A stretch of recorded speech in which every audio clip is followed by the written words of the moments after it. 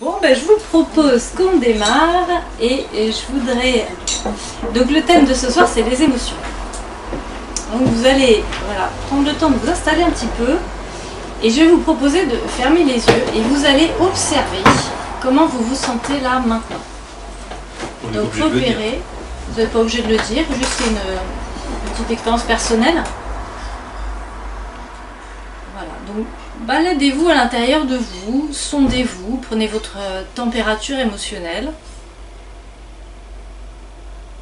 Essayez de repérer s'il y a peut-être une activation physiologique, un petit peu le souffle rapide, si vous sentez votre cœur battre, si vous sentez des tensions.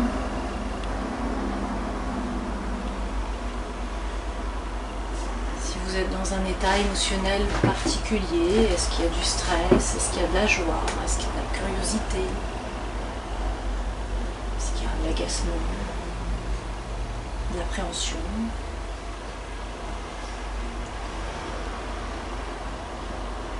Moi, c'est la zénitude. On dirait après. Ah, pardon. Non, mais c'est bien. Pas de soucis.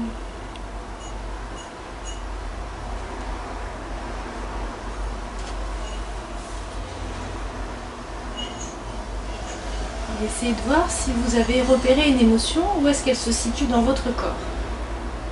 Est-ce que c'est au niveau de la poitrine? Est-ce que c'est au niveau du ventre? Est-ce que vous vous sentez légère?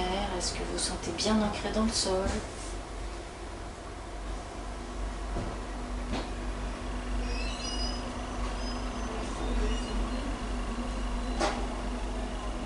Prenez encore quelques instants si vous avez besoin. Et puis, quand vous voudrez, vous pourrez revenir en ouvrant les yeux tout doucement.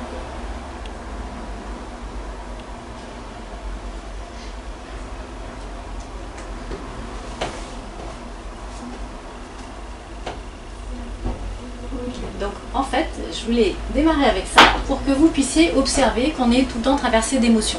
Alors ça peut être des choses ténues, mais si on prend le temps de s'observer, je ne sais pas si vous avez remarqué, peut-être qu'il y a des tensions qu'on n'avait pas identifiées, ou peut-être justement cet état de zénitude qu'on n'avait peut-être pas pris le temps d'accueillir. Voilà. Alors les émotions, du coup, qu'est-ce que c'est? Donc il y a plusieurs chercheurs, le premier c'est Ekman, qui a repéré qu'il y avait des émotions primaires et des émotions secondaires, ou combinées, ou composites. Donc les émotions primaires, je pense que vous voyez un petit peu, c'est des émotions qu'on observe chez tous les êtres humains, quelle que soit notre culture, en fait, on peut repérer cette communication. Donc une personne qui est en colère, même si on ne parle pas son langage, une personne qui est à l'autre bout de la terre, on va repérer si elle est en colère. Une personne qui est triste, la même chose. Qu'est-ce qu'il y a d'autre comme émotion primaire que vous connaissez? La joie. La joie. La peur. Ouais. Le dégoût. Ouais. L'amour. L'amour. Alors on met dans la joie en fait, mais oui, c'est une émotion. Ça dépend, ça peut être compliqué. Alors en émotion primaire, en fait, ils l'ont intégré, on va dire, dans la joie. Mais après, on va voir qu'il y a des émotions secondaires, il y a toute une palette d'émotions. Et il en manque un. L'angoisse. Alors l'angoisse, c'est un découlé de la peur. La jalousie. C'est une émotion combinée. Oui, l'étonnement, la surprise. Ça peut être aussi la sidération. Peur, tristesse, colère. Alors la joie, elle est en positive, c'est la 6e. Dégoût et surprise. Donc ça, c'est des émotions qu'on dit universelles. Et c'est des émotions qui sont liées à la survie, c'est-à-dire qu'elles sont génétiquement programmées pour nous permettre de rester en vie. Donc si je suis en colère, ça va me permettre peut-être de me défendre si quelqu'un m'agresse, ou de partir, ou de marquer les limites. Voilà. La tristesse, on sait maintenant, neurophysiologiquement, ça permet de digérer un deuil ou une rupture.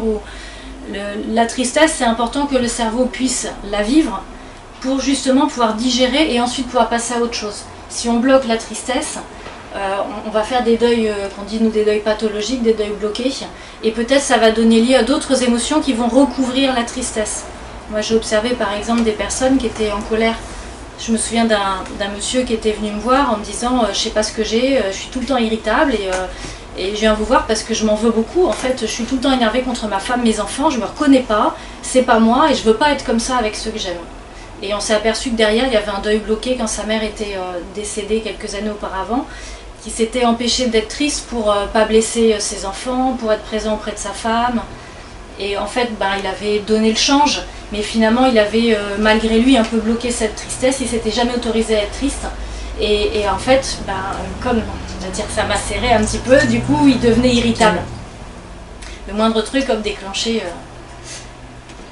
Donc les émotions, elles sont génétiquement programmées chez les enfants. Alors c'est important aussi de permettre à nos enfants d'exprimer, de nommer des émotions. Parce que c'est des usines à émotions. Ils sont traversés de tout plein d'émotions et ils y voient pas clair. Donc c'est à nous, adultes, de leur permettre de nommer pour qu'ils puissent comprendre ce qui se passe, ce que c'est et à quoi ça sert. Bah oui, t'es en colère, ou bah oui, t'es frustré parce que je te donne pas de bonbons avant le dîner, je comprends. T'es frustré, là t'es en train de vivre de la frustration. Donc ça leur permet de comprendre ce qui se passe dans ces tempêtes intérieures et puis de mieux faire face ensuite. Alors évidemment, les émotions, c'est une réaction psycho-bio-physiologique. C'est-à-dire qu'on va avoir toute une activation dans le corps. Quand on est heureux, on crée des endorphines. Je parle sous couvert d'un médecin, c'est pour ça que je suis plus stressée que d'habitude, parce que si je dis des bêtises, ça va se savoir. Le stress, endorphine, adrénaline, cortisol, etc. Donc en stress, en fait, on a plusieurs types de stress. Il y a le stress sur le coup, et puis il y a le stress dans la durée. Donc c'est pas les mêmes hormones. Mais en fait, quand on vit une émotion, on va avoir toute une réaction chimique en chaîne que le cerveau envoie à notre corps pour qu'on puisse réagir.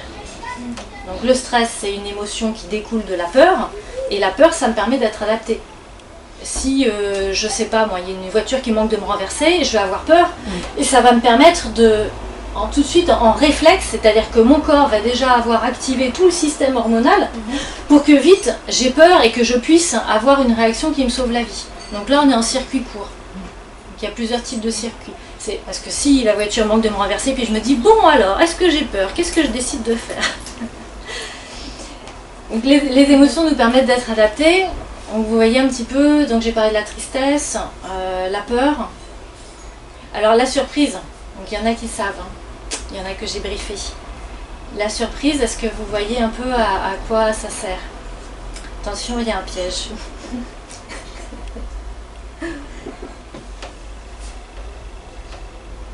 En fait, la surprise, on va dire, c'est lié à de la sidération et ça se met en place après que la peur se soit activée et si la peur n'a pas trouvé d'issue. Vous suivez un peu? On peut avoir un exemple? Ouais. Alors, par exemple, je suis... alors, ça se passe par exemple quand on est enfant et qu'on est en situation d'abus ou... On va avoir peur, donc ça c'est normal, c'est les réflexes qui s'activent, sauf qu'en fait on ne peut pas s'extraire de la situation. On ne peut ni combattre, hein, à 5 ans je ne vais pas aligner le gars, ou je ne vais pas non plus me dire « Taillot, vous me faites tout chier, excusez-moi je suis vulgaire, je m'en vais ». Donc en fait la première réaction c'est que son cerveau va activer les surrénales pour que le cortisol s'active, et là du coup mon cœur va s'accélérer énormément et je vais avoir beaucoup d'hormones de stress.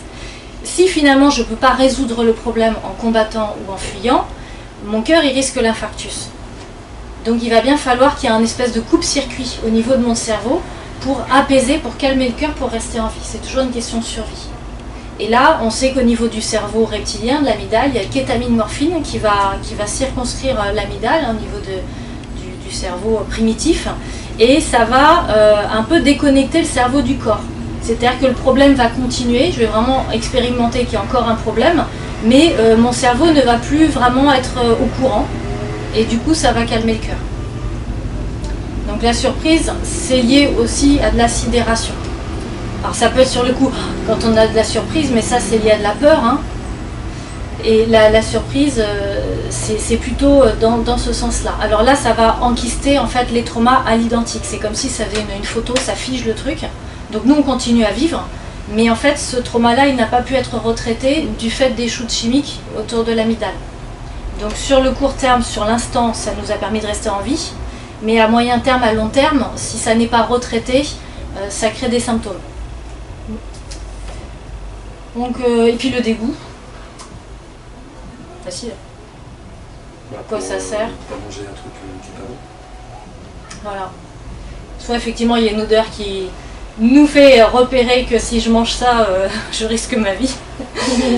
Ou alors ça me permet de vomir si j'ai mangé quelque chose effectivement qui me met en danger de mort là encore, et le dégoût provoque une émotion qui me permet de rester en vie. Pourquoi la sidération est dans les émotions primaires, vu qu'elle intervient souvent après le stress? Oui, alors moi je vous l'explique comme ça parce que c'est vrai qu'au cabinet c'est ce que j'observe le plus. Après je pense que peut-être ils mettent aussi l'effet de surprise dans l'émotion primaire, parce que là par contre c'est réflexe. Alors moi je mets en même temps surprise ou étonnement avec la sidération, parce qu'en fait on est... Et souvent d'ailleurs quand on retraite les traumas, les personnes disent mais je comprends pas. Enfin je comprends pas pourquoi il a fait ça, je comprends pas. Donc cet effet de surprise en fait qui fait non-sens, ça reste après. C'est comme si ça figeait.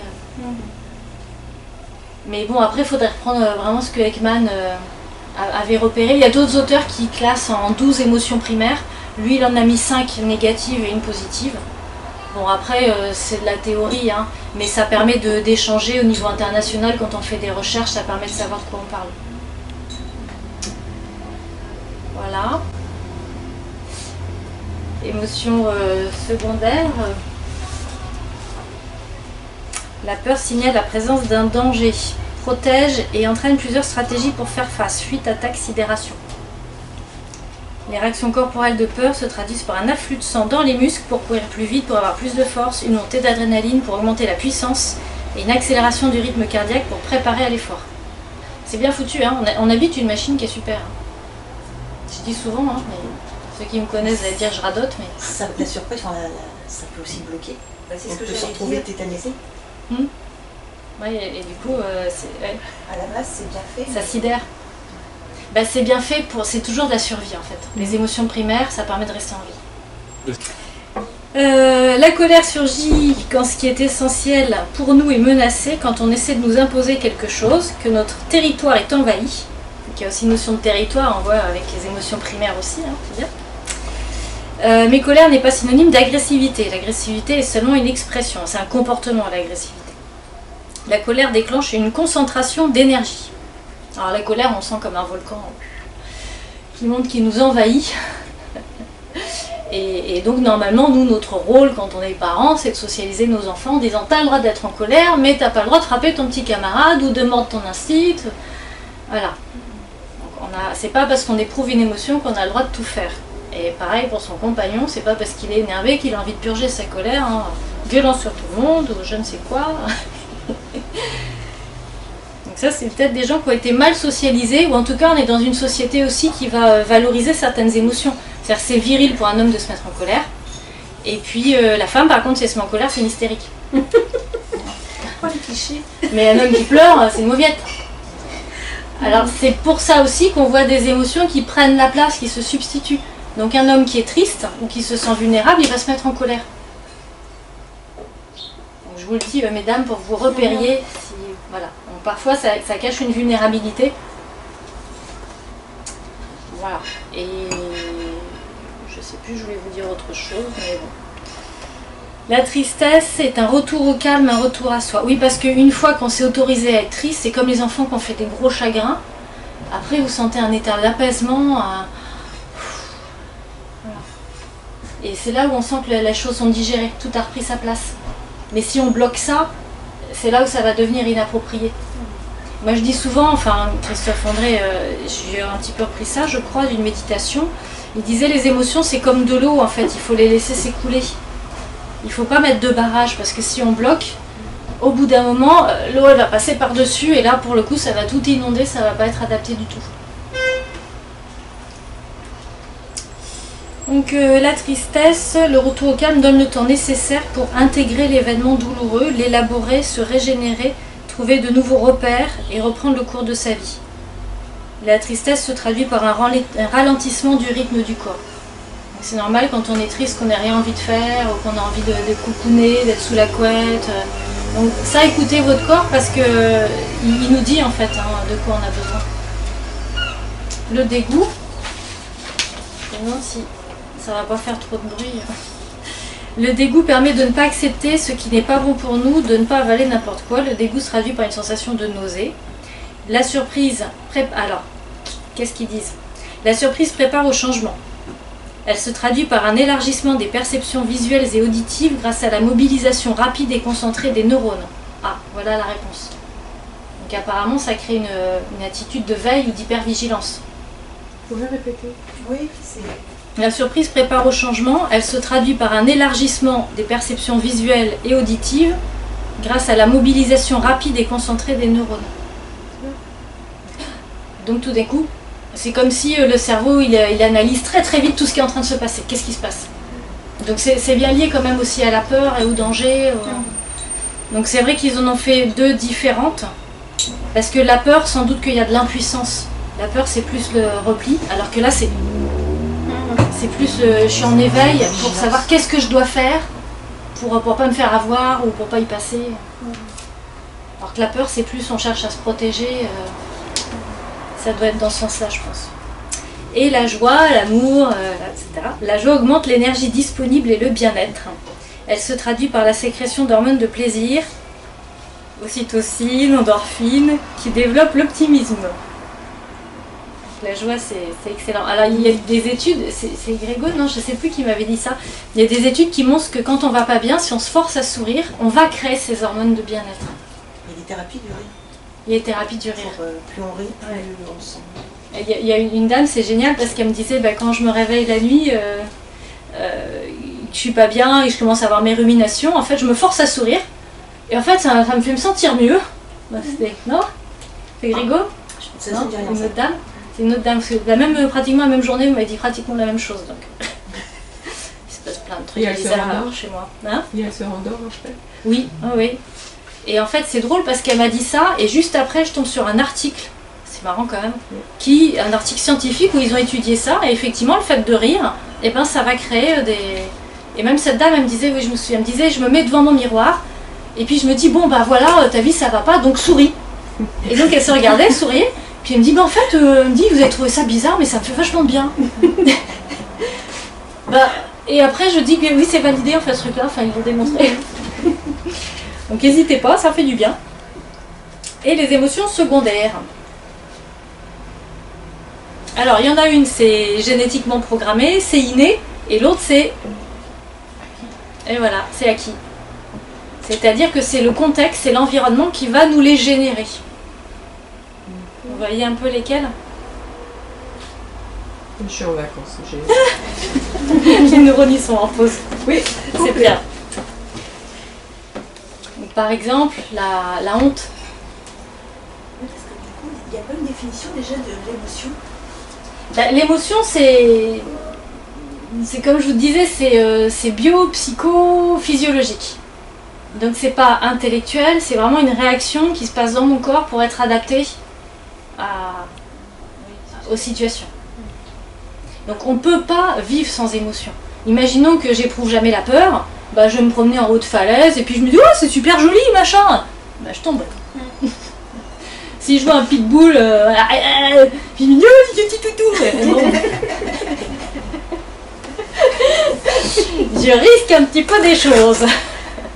Donc normalement toutes ces émotions là ont permis, on dit c'est phylogénétique en fait, ont permis la survie de l'espèce. Si j'avais jamais eu peur, si j'avais jamais eu de colère, ça m'aurait jamais permis de combattre en fait ou de me défendre et je me serais toujours fait bouffer tout cru et j'aurais pas donné de descendance et l'être humain aujourd'hui serait plus là. Alors on repère ça chez tous les animaux aussi, hein. Vous pouvez bien repérer chez votre chien, votre chat, s'il est heureux, s'il est stressé, s'il est triste. Quand vous êtes triste, il est triste votre chat. Il est en colère, il joue à être en colère. D'ailleurs, les enfants, hein, mais les animaux aussi, ils jouent à expérimenter des émotions. C'est assez marrant, hein. Et les petits chats, les petits chiens, ils jouent à se faire peur, vous avez remarqué? Ils jouent à combattre, ils jouent à s'imposer. Pour s'approprier tout ça et pour pouvoir utiliser leur répertoire émotionnel quand ils ont besoin. Alors, émotions secondaires, la honte par exemple, la culpabilité. J'en ai pris, alors qu'est-ce qu'ils disent? Les premières, donc les émotions primaires, sont celles avec lesquelles nous répondons à des stimuli de notre environnement ou à des aides participent. Par exemple, si quelqu'un nous insulte ou nous tape, on sentira de la colère. Les émotions secondaires, quant à elles, ne sont pas innées, elles s'acquièrent au fur et à mesure de la croissance. Donc les premières préfigurées génétiquement et les émotions secondaires sont plus complexes. Elles sont le résultat de notre croissance et de l'interaction avec les autres et la combinaison de plusieurs émotions primaires. Elles ne sont pas aussi facilement identifiables que les émotions primaires. C'est sûr que quand on a de la tristesse, par exemple, c'est facile à identifier. Si on a de la honte, c'est pas toujours évident. Si on a de la culpabilité, c'est pas toujours évident. C'est-à-dire que souvent, on va repérer qu'on fait quelque chose et que ça nous coûte et qu'on n'a pas envie, mais on va pas forcément identifier qu'on le fait par culpabilité. C'est pas aussi clair. Alors, qu'est-ce qu'ils disent? Culpabilité, embarras. La différence avec un sentiment, parce que du coup, moi Alors en fait, on peut tout mettre un peu dans les mêmes... Émotion, c'est vraiment le terme générique, basique. Après, un sentiment comme l'amour, on va dire que c'est plus un sentiment. Mais si on veut simplifier la vie, on peut un peu tout mettre dans la case émotion. Le principal, c'est qu'on se repère avec les différentes émotions. Voilà, on sait que si on a de l'amour, globalement, on a de la joie. Enfin. Après, on peut être en émotion combinée. On peut avoir de l'amour et de la souffrance. Parce qu'on est amoureux et qu'on ne voit pas l'être aimé. Ou de l'amour et de la colère, parce que l'autre il est avec quelqu'un d'autre et que nous on est amoureux. Alors, embarras, mépris.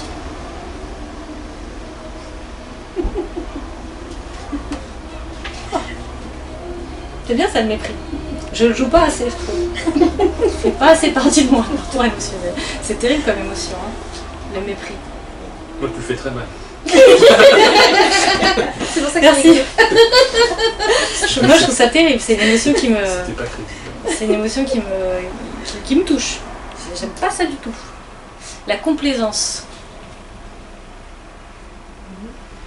C'est une émotion. Ils le mettent dans les émotions secondaires.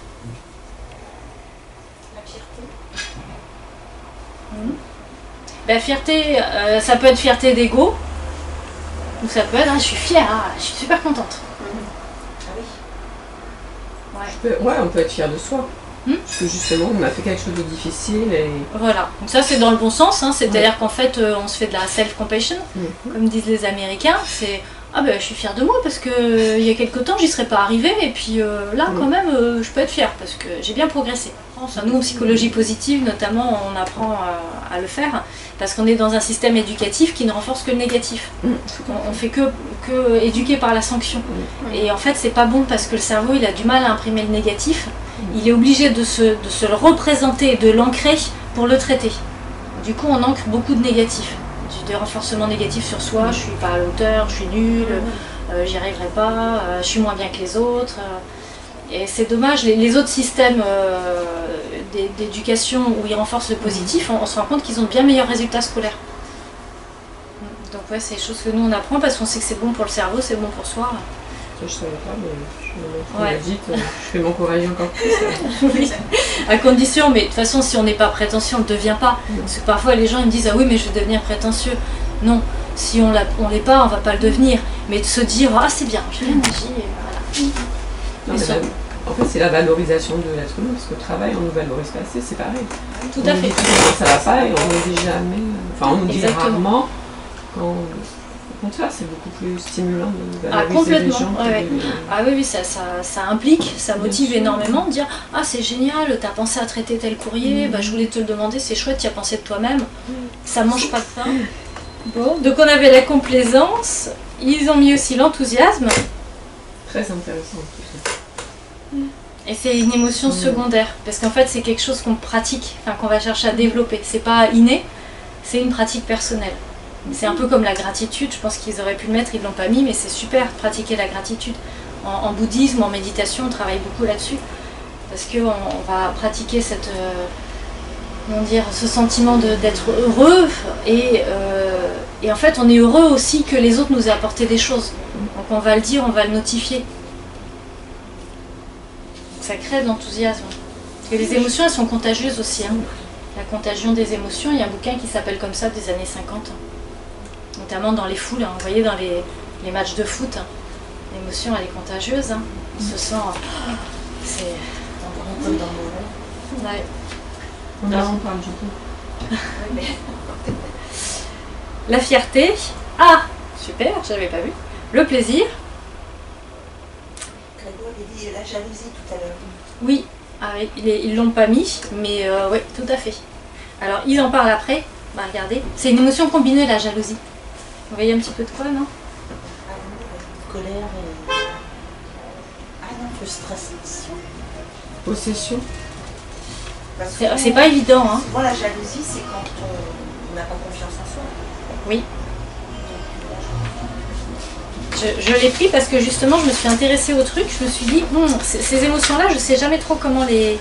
Jalousie, donc là, j'ai trouvé un truc où ils disent que c'est de la peur. Peut-être peur de perdre l'autre, peur de ne pas être à la hauteur, peur de ne pas pouvoir garder la personne. La colère, qu'il ne fasse pas comme je veux, peut-être il n'est pas là tout le temps quand je veux. Et puis la tristesse. Donc on retombe un petit peu sur le... En fait c'est l'ego, enfin la peur c'est l'ego. Et là en fait quelque part je voudrais avoir le contrôle sur l'autre, c'est un petit peu ça. Hein.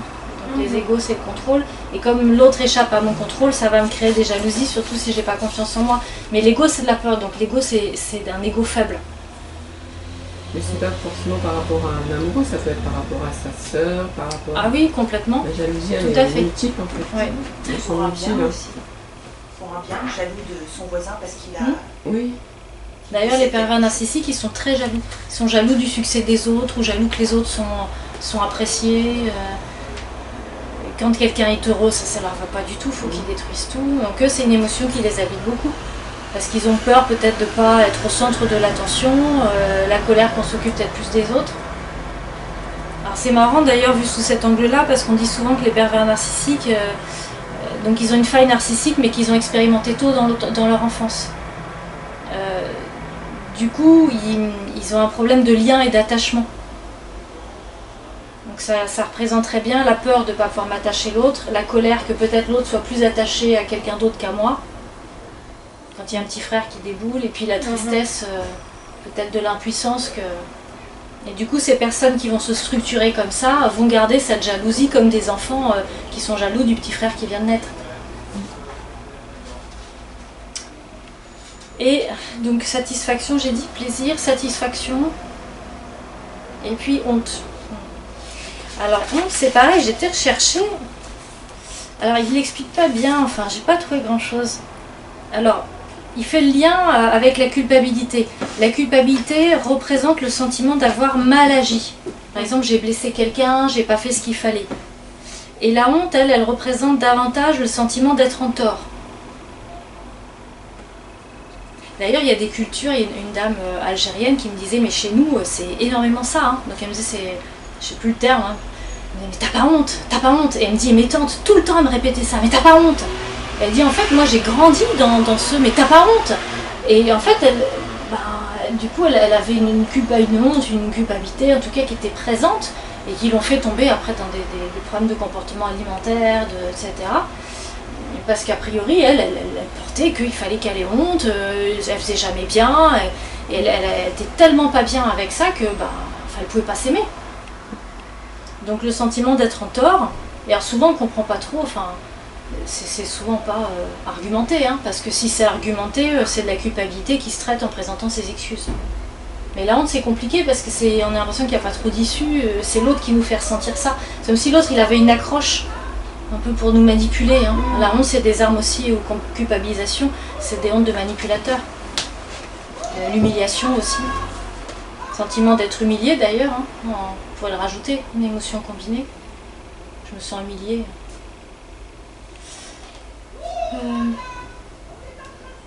Représente davantage. Alors, il ne s'agit pas seulement de ce que vous avez fait, mais de ce que vous êtes en tant que personne. Voilà, c'est ça la honte, c'est ça le problème. Et vous avez le sentiment d'être nul ou moins bien que les autres. Alors que la culpabilité, il dit, c'est ce que vous ressentez quand vous avez mal agi et que vous le savez. Et la culpabilité vise à vous motiver à réparer les dommages que vous avez causés à une relation et qui comptent pour vous. Elle est étroitement liée au sentiment de honte, mais n'est pas nécessairement liée à l'image que vous avez de vous. La culpabilité consiste plutôt à préserver ou à rétablir la relation à autrui. Donc c'est une émotion combinée, mais qui est vraiment adaptée socialement. Alors si quand on présente ses excuses, l'autre me dit bah, ça me fait plaisir que tu t'excuses, merci beaucoup, et hop, on repart sur une bonne base. Si finalement c'est une arme que la personne manipulatrice utilise, là ça va pas être adapté, parce qu'on a beau se justifier, etc., c'est sans fin. Et plus on va justifier, plus on va donner du miam-miam à l'autre, qui va se dire ah bah tiens, j'en fais ce que je veux, un peu comme mon petit pantin, quand j'appuie là, ting ting ting, culpabilise, et puis finalement je l'emmène où je veux. Voilà, donc ça c'est les émotions combinées ou composites. Alors j'aime bien parce qu'il fait un lien avec le composite, c'est comme les couleurs, vous savez, vous avez une base de couleurs et qu'on peut mélanger entre elles et ça crée d'autres couleurs. C'est un petit peu ça. Et finalement il disait qu'en fait on peut avoir, enfin la palette émotionnelle elle est énorme comme les nuances de couleurs. C'est-à-dire que comme on disait tout à l'heure, on peut à la fois être heureux et puis, comment dire, heureux et étonné. Alors voilà, je suis heureux qui m'aime, mais enfin je comprends pas. Ça me paraît bizarre. Qu'est-ce qu'ils disent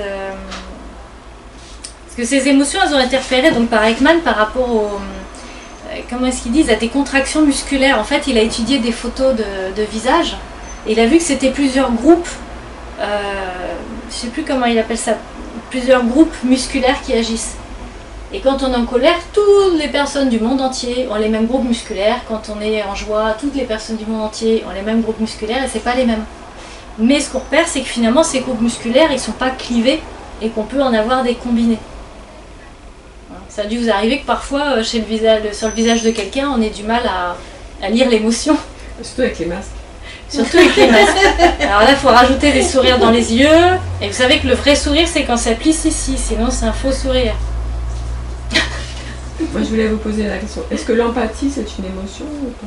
Moi, je mettrais dedans. Ouais. Parce que là, on est plutôt à l'écoute de l'autre, qu'on essaie d'apaiser sa souffrance, justement. Et puis l'empathie, on ressent. Enfin, du coup, et ouais, tout ce qui est de l'ordre du ressenti, c'est de l'émotion. La douleur, on pourrait mettre en émotion, hein, parce que c'est bio-psycho-physiologique. Alors ça peut être la douleur psychique, la douleur physique, c'est pas le même type de douleur. Mais il y a un éprouvé dans les deux cas. Par exemple.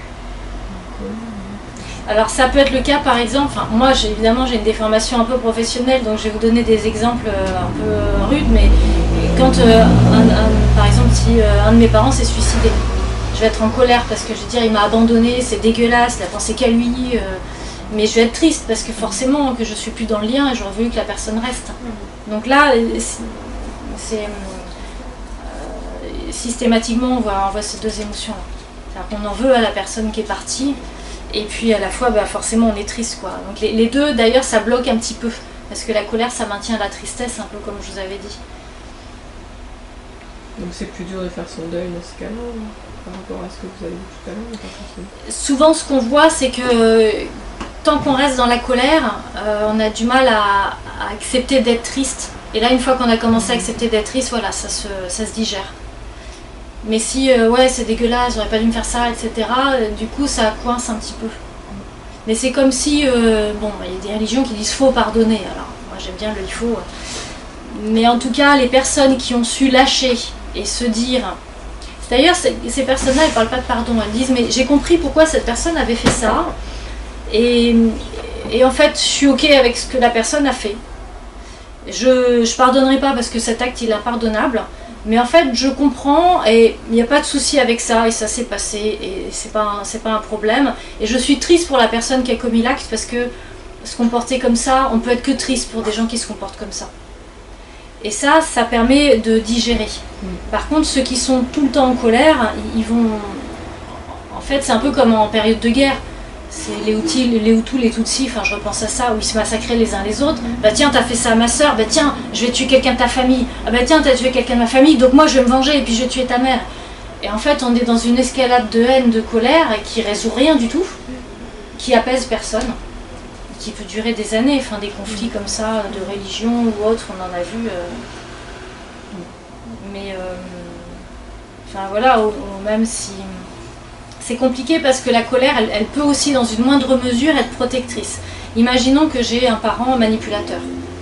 Alors ma colère va me permettre de m'autoriser à remettre en cause les enjeux de loyauté et à dire non, ce que cette personne a fait sur moi quand j'étais gamine, je suis pas ok.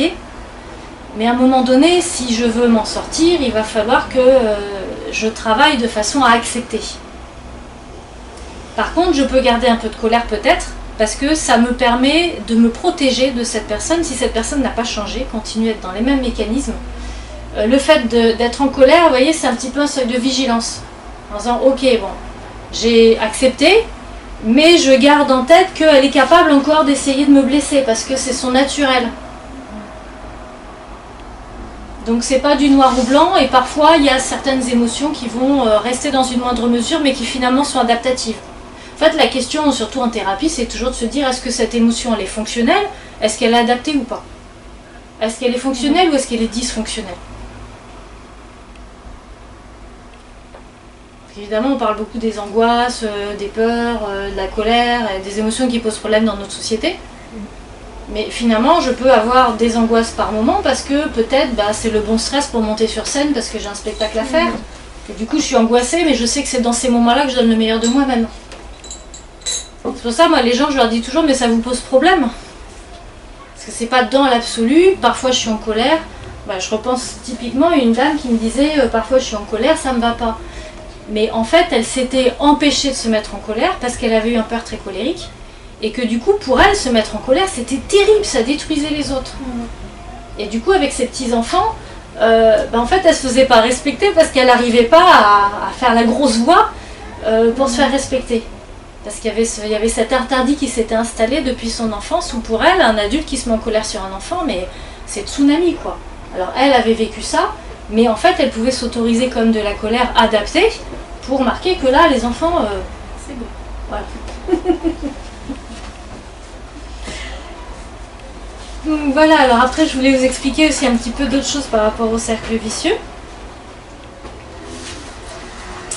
Donc elles sont indispensables à la vie humaine, elles nous aiguillent sur la réaction la mieux adaptée à notre environnement.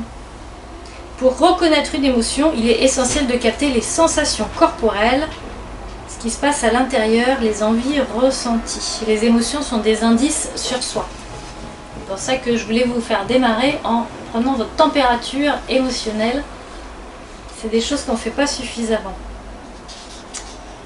Alors là, j'ai vu un petit guide qui est fait pour les enfants, mais que je trouve intéressant par une collègue qui s'appelle Jeanne Sio-Fatchin, qui fait aussi de la méditation sur Facebook. Vous pouvez regarder, c'est gratuit. Ils font ça en couple avec son mari, c'est super bien.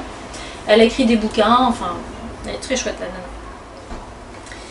Alors, elle propose de se centrer sur où sens-tu l'émotion dans ton corps. Première étape, pour relier les émotions dans la tête et dans le corps. Les mains moites, la poitrine qui serre, un petit tiraillement, un petit pincement. En deuxième, se centrer sur la perception. Donc on va vraiment mettre un focus, on va observer cette perception. Tu te centres sur ta perception corporelle et tu ne cherches pas à la modifier. Et là on va être dans un accueil inconditionnel de ce qui est là. On est curieux, on observe. Comme si, je dis parfois comme si on allait au zoo, puis qu'on se dit tiens, c'est comment cet animal? Et puis on observe. Donc là c'est juste que c'est à l'intérieur de nous, mais c'est pareil, on peut très bien prendre le temps d'observer cet animal, cette bête curieuse, sans en avoir peur pour un peu mieux s'y familiariser. En 3, la respiration. Tu prends conscience de ta respiration, de son mouvement, et tu mets ta respiration à l'endroit de ton corps où se trouve ton émotion. Tu respires dans ce point, comme si l'air entrait et sortait de cet endroit dans ton corps. Alors c'est ce qu'on fait un peu en yoga, enfin, voilà. Moi qui fais du yoga qui fait mal, on nous avait appris quand on a mal, en fait, c'est comme si on mettait des petits poumons, de petites branchies, à l'endroit où on a mal, et puis on fait respirer cet endroit-là. Alors si j'ai mal dans mes jambes parce que je suis en train d'étirer, ben, je vais mettre des petits poumons là, Et en fait, on va vraiment, avec son attention, observer ce qui se passe, et puis on va avoir une intention de respiration dans cet endroit-là. Et je ne sais pas si vous avez déjà fait l'expérience, mais c'est vrai que ça marche en fait. C'est assez sympa comme truc. Bon, pas aller jusqu'au claquage. Hein. Observation des pensées en 4. Tu observes tout ce qui se passe. Donc là, on est plus au niveau cognitif. Hein. Dès que tu vois des pensées comme « j'en ai marre »,« tout m'énerve »,« j'ai mal »,« ça suffit »,« c'est pas juste »,« j'aurais dû », ah, vous devez le connaître. On est en train de s'observer, dit « ah, j'aurais dû appeler un tel »,« ah ben tiens, j'aurais dû acheter du pain ». Tu les laisses passer comme si tu étais une vache qui regarde un train passer. Quelqu'un veut me le faire à l'image là? Je veux bien. C'est vrai, la vache c'est paisible, c'est une bonne image. Hein. Elle est en train de mastiquer. Ça a l'air un peu cool. Bon, elle fait beaucoup de méthane, mais bon.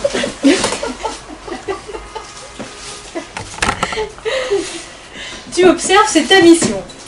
C'est bien ce petit truc. Hein. En 5, retour à l'endroit où se trouve l'émotion. Donc après avoir observé ses pensées et les laisser passer, comme une vache qui regarde passer le train, on revient à l'endroit où se trouve l'émotion dans le corps. Dès que tu te rends compte que tu t'es perdu dans tes pensées, tu reviens à l'endroit de ton corps où se trouve l'émotion. Autant de fois que tes pensées se dispersent. C'est un peu comme un ancrage. J'ai posé mon encre, je sais pas, j'ai mal au ventre, à chaque fois je reviens observer ça. Si j'ai ici mes pensées à part, je reviens observer le truc. En 6, élaboration des pensées. Est-ce que ça n'a pas déjà un peu changé? Tiens, j'ai un peu moins mal au ventre.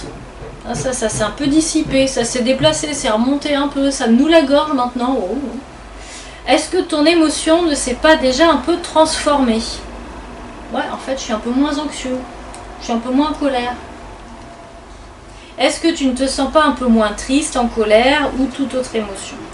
Est-ce que tu ne vas pas finalement faire tout à fait autre chose que ce que tu aurais fait en étant sous emprise de ta tristesse, comme te mettre dans un coin et te sentir encore plus seul, ou te disputer avec le copain qui a déclenché ta colère? Alors, on dit souvent il ne faut pas réagir à chaud. Donc le fait de prendre quelques instants, pas forcément longtemps, hein, pour observer, eh ben, peut-être ça va, un petit peu comme le cours d'eau, vous voyez, ça va continuer de passer. D'ailleurs, Christophe André, quand on médite, il dit, parfois on est dans le torrent émotionnel ou des pensées, ben, en fait votre job c'est juste de, on est dans des rapides, c'est juste de maintenir le visage hors de l'eau, puis vous laissez embarquer dans les rapides. Vous, il faut juste avoir de l'air pour continuer à respirer, et puis vous laissez votre corps partir dans les rapides, parce qu'à un moment donné, vous serez dans un endroit qui est beaucoup plus calme, et là vous pourrez plus agir. Voilà. Est-ce que tu... Voilà. Et le 7, partage avec l'enfant. Donc je vous disais, c'est un petit guide pour les enfants. Le parent partage avec l'enfant la façon dont il a vécu cet épisode, les impressions qu'il a ressenties. Donc, mais ça, tout le monde peut le faire, il n'y a pas que les enfants. Mais je trouve que elle l'explique très bien, en fait, elle est très bien cette femme. Est-ce que vous avez des questions? Quand les émotions sont inappropriées. Oui. Ou disproportionnées. Voilà. Des émotions fonctionnelles et dysfonctionnelles. Alors là, on commence un gros pavé. C'est-à-dire que si on a des émotions dysfonctionnelles, donc un peu too much, on voit bien que c'est disproportionné par rapport à la situation, c'est sans doute qu'ils viennent faire résonner des canaux d'information dysfonctionnels. C'est-à-dire dans notre câblage, dans notre cerveau, il va y avoir des autoroutes d'information qui ont été créées dans notre développement et qui vont être réutilisées à ces moments-là. Et du coup, l'information, elle va être traitée au regard de cette autoroute d'information qui n'est pas intégrée au système, qui est dysfonctionnelle. Et c'est là où on voit une réaction qui est... Alors, soit on s'en aperçoit, ou pas, parce que parfois on a l'impression d'être vraiment légitime dans son truc. Nos pensées nous trompent. Hein. Si, il n'aurait pas dû se comporter comme ça. Alors nous les femmes, en plus, on est avec les changements émotionnels dus à notre cycle. Et donc il y a des moments où, voilà, on est... morale dans les chaussettes, et là du coup le martien ne comprend pas puisque lui il n'est pas désolé, c'est le seul homme de l'assemblée. J'ai l'habitude. Ça, je trouve qu'on l'explique pas assez aux enfants à l'école, parce que ça explique vraiment les différences entre Mars et Vénus. C'est-à-dire que vraiment, l'homme, il n'est pas construit comme nous, hormonalement. Et il a beaucoup de mal à comprendre que je pète la forme et puis le lendemain, je suis complètement déprimée et puis j'ai besoin de rien, je suis sous la couette, j'ai besoin qu'on me fasse des câlins, qu'on me laisse tranquille. Parce que c'est vrai que ça fonctionne pas pareil. Et donc, ça peut paraître dysfonctionnel, mais ça s'explique aussi hormonalement. Ça dépend sous quel angle on regarde. Et en fonction de... il y a les hormones aussi qui jouent, peut-être certaines maladies, qui vont nous faire percevoir les choses d'une certaine façon. On va être plus vulnérable peut-être si on est fatigué, qu'on a enchaîné plusieurs nuits blanches ou qu'on a beaucoup travaillé, on va assez rapidement mal interpréter les choses. Ou plus démarrer au quart de tour, voilà, on va avoir du mal à réguler ses émotions parce que là l'ordinateur il est épuisé, donc il gère comme il peut, mais il y a des couacs.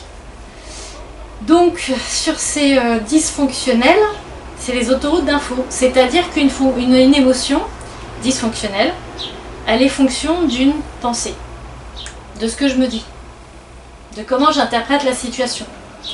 Alors on parle de, il y en a qui connaissent, on parle de pensée automatique, puisque notre cerveau il interprète automatiquement de cette façon. Sur un lieu de travail, on peut voir ça aussi. Par exemple, je cite encore un exemple, une dame en fait qui avait un père très colérique, mais elle aimait beaucoup son père, c'était son modèle. Donc pour elle, elle était habituée de vivre avec quelqu'un de colérique ou qui fasse des reproches. C'était pas un problème parce que ça faisait partie du package de son père et du coup elle était formatée avec ça. Et elle avait un chef qui était comme ça et en fait ça lui posait pas de problème, alors qu'en fait toutes ses autres collègues en souffraient. Donc là encore, en fonction de nos autoroutes d'information, elle a fini par en souffrir à un moment donné, parce que finalement il n'était pas bienveillant comme son papa. Mais elle en fait, c'était un problème justement, le fait que le cerveau ne s'active pas en disant cet homme-là, il n'est pas adapté. Voilà. Mais c'est intéressant, vous voyez comment notre ordinateur de base, là, de bord, il traite les infos. Et vous pouvez, quand vous discutez avec des amis et qu'on a vécu là encore la même situation, je sais pas, un concert, n'importe quoi, on va pas débriefer de la même façon. Dire oui, c'était trop fort, non mais vraiment on n'est pas respecté, puis l'autre qui va dire ah c'est génial, ils offrent un concert à tous les habitants. C'est pareil dans une fratrie, complètement. Un événement qui est vécu de la même façon. Exactement. Parce qu'il y a l'inné et l'acquis. Puis il y a aussi des gens qui voient que le négatif. Et d'autres qui vont voir que ce qui leur a amené des émotions positives aussi. Moi j'ai une amie, elle voit tout en négatif et c'est fatigant. Mais comme vous disiez très bien, c'est une gymnastique aussi à faire pour... vous avez très bien dit, j'ai décidé de ne plus avoir peur, ou j'ai décidé de me réjouir et d'accueillir les choses comme elles viennent. Et donc ça c'est une gym, c'est une posture aussi qu'on peut choisir de façon proactive. C'est-à-dire on a son libre arbitre aussi dans comment on va décider d'accueillir les choses. Et ça permet aussi que l'autre il porte son truc et de le résoudre. Parce que si nous on porte à sa place, finalement il va jamais le porter et peut-être il va jamais se rendre compte qu'il a un problème. Donc c'est toujours bien, alors quand on éduque aussi, à un moment donné en fonction de l'âge des enfants, on va les faire porter leurs responsabilités. Il va falloir qu'ils fassent leur expérience, qu'ils aient des déconvenus, qu'ils aient des déceptions pour qu'ils apprennent. Donc c'est difficile, ça nous... Mais si on porte tout le temps et qu'on les entoure de coton, et en fait ils vont devenir super vulnérables. Et en fait ça, nous, c'est ce qu'on appelle en TCC, c'est ce qu'on appelle du conditionnement. On va conditionner nos enfants, on est des mammifères, on est très conditionnables, et on va conditionner nos conjoints, on va conditionner nos parents, nos amis. C'est-à-dire que moi, mon comportement va avoir un effet sur l'autre. Donc finalement, si j'arrête de porter pour l'autre, je vais lui permettre de lui porter son truc, que lui il le porte, et qu'il puisse avancer avec ça. Sinon, je lui donnerai jamais l'opportunité d'avancer. Donc c'est toujours ce que je dis aux personnes qui culpabilisent en disant oh, mais non, mais la pauvre... Oui, mais à un moment donné...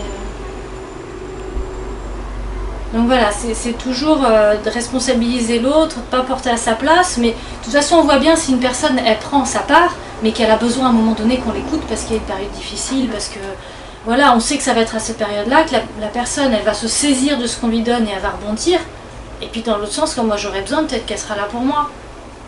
On va pas attendre ça, mais je veux dire, ça va se passer naturellement, c'est fluide. Mais en fait, si l'autre, il se sert de nous comme de l'évitement émotionnel, c'est comme si à chaque fois que je vais pas bien, je prends de l'alcool. Chaque fois que je vais pas bien, j'appelle ma copine. Ah, je raccroche, je me sens mieux. En fait, on est en train de faire du renforcement sur quelque chose d'inadapté. Chaque fois que je vais pas bien, j'appelle un tel. Comme si je me fais des shoots à chaque fois que je suis stressée, ou que je prends un verre d'alcool, ou...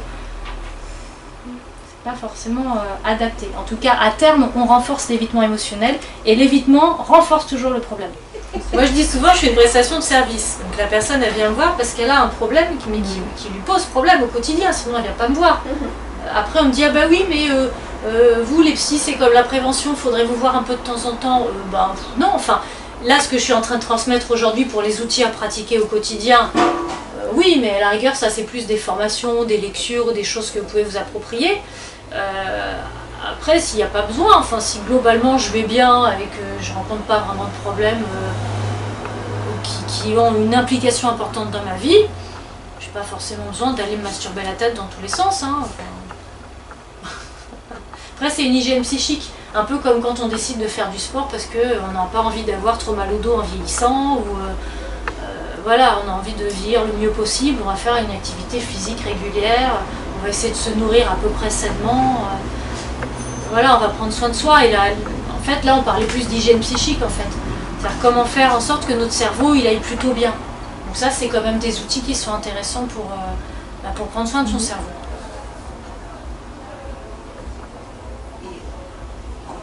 Là, c'est plus une remarque. Sur les six émotions primaires, il n'y en a qu'une qui est positive. Les 5 négatives. Oui, parce qu'en fait, toutes les positives, on va la mettre dans la même. Puis on a passé 100 millions à se faire bouffer par des animaux. Oui. Pour résumer. Voilà, il y a des problèmes avec eux. Hein. Oui. En fait, le positif, ça sert au partage, enfin, la contagion positive quand on se sent bien et qu'on est heureux tous ensemble et qu'on se sert ensemble. Ou alors le désir, ça sert à la reproduction, hein, ou le plaisir. Mais bon, après, c'est vrai que nous, en termes de psychologie, on va surtout s'intéresser aux émotions négatives, parce que si la personne elle est tout le temps heureuse, oui, ça on va dire, mais continuez comme ça. On va dire, ah, mais c'est bizarre, vous êtes heureux, mais comment ça se fait mais vous êtes heureux à quel moment exactement, mais vous êtes tout le temps heureux. Moi, je serais inquiet quand même. C'est vrai que ça doit être inquiétant parce que c'est pas possible. Non, ça cache quelque chose. Venez me voir, on va en parler. En tout cas, ce que tu disais, c'est vraiment intéressant parce que, et d'ailleurs, c'est pour ça que je commence jamais avec les TCC avant le MDR. Enfin, en gros, moi, je vais vous expliquer parce que si on fait croire à la personne qu'elle pratique des trucs et que ce sera suffisant pour retirer le trauma qui est enquisté, on la trompe. Et du coup, ça va faire du renforcement négatif, c'est-à-dire que la personne, elle va se culpabiliser. Moi, j'en ai vu, hein, je pense notamment à une jeune femme qui avait eu un accident de voiture, qui avait été suivie par une collègue de Caen, qui faisait du bon boulot en TCC. Sauf qu'en fait, son accident de voiture, il ne se réparait pas parce qu'il était venu faire vibrer des traumas d'enfance avec de la violence chez les parents. Donc il y avait autre chose derrière qui était enquistée, et c'est pour ça que ça ne se résolvait pas tout seul.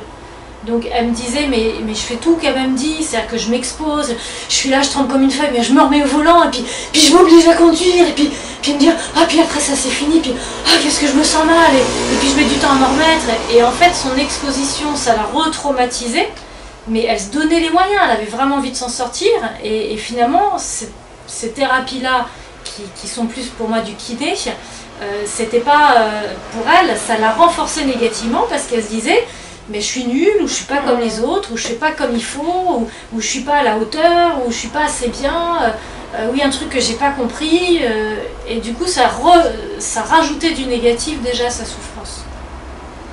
Donc c'est vrai qu'il faut faire attention à pas dire aux gens il n'y a qu'à faucon et vous avez qu'à vous émerveiller, parce que s'ils n'y arrivent pas, ils se disent bah, c'est moi qui dois avoir un problème, alors je suis nulle, je suis pas compétente, parce que les autres apparemment ils y arrivent.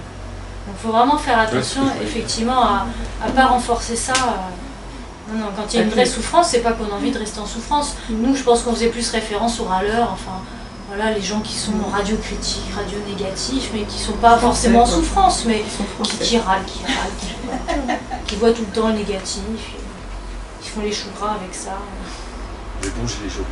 Non, je pensais pas aux gilets jaunes forcément. Mais... Non, mais par exemple, Bon, bah, on va s'acheminer vers la fin. Merci beaucoup. Alors, avant de terminer, je voudrais vous faire reprendre votre température émotionnelle. Vous voulez bien? Vous allez à nouveau fermer les yeux et vous allez observer vos sensations dans votre corps. Peut-être vous demander si ce sont les mêmes qu'au début. Si vous avez les mêmes émotions, si les sensations sont différentes.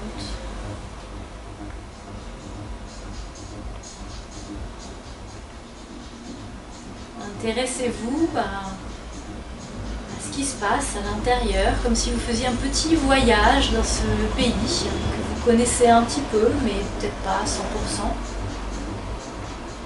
Émerveillez-vous de ce que vous découvrez.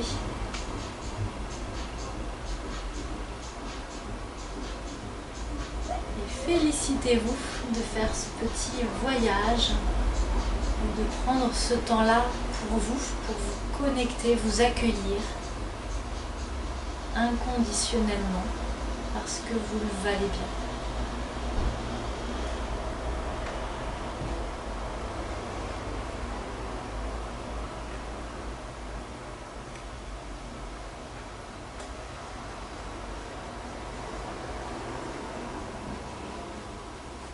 Prenez tout le temps dont vous avez besoin et quand vous voudrez, à votre rythme, vous pourrez revenir.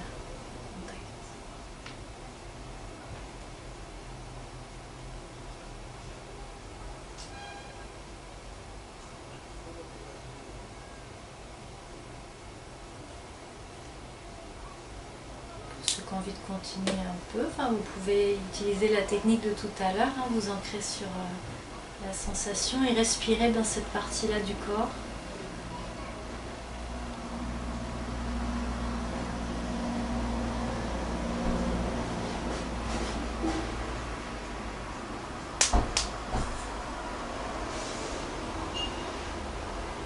Ok.